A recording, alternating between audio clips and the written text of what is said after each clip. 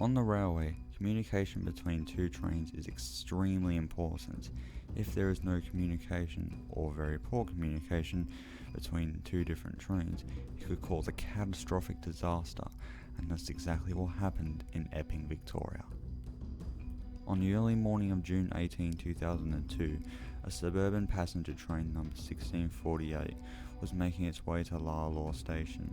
The train consisted of Connex Electric Multiple Unit, or EMU for short, number 634.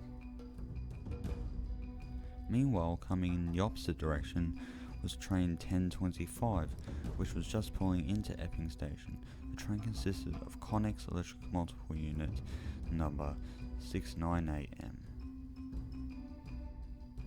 Train 1025, which was running light with no passengers, had left platform 1 at Flinders Street Station at around 8:50 in the morning and was running late.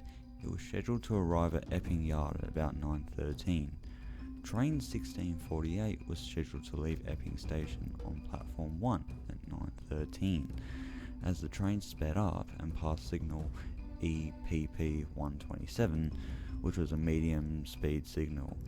Then the train sped up to 80 km per hour and passed signal EPP 121, which was a stop signal telling the driver to slow down and stop.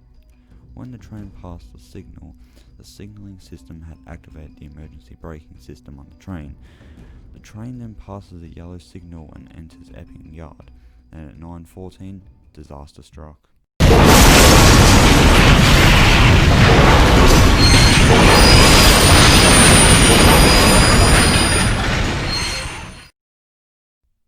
At 9:14, the two trains collide head-on. The impact was so severe that it ripped off most of the side wall on carriage 1109T, while the lead power cars both suffered damage to the sides of their cabs.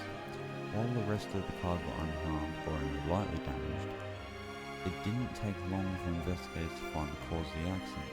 The accident was caused by the crew of both trains that had clearly not been communicating properly with each other, and that can prove even the slightest of mistakes can prove fatal consequences. In the end, all damaged cars were repaired and were returned to service, still operating today. It has been 18 years since this crash, and let's hope that crews have learnt from this mistake, so we don't see anything like this happen ever again. So have they learnt? Well, apparently not really, because in 2012 a similar thing happened involving Metro Trains Victoria in Dandenong South. That wreck will be covered in a future documentary.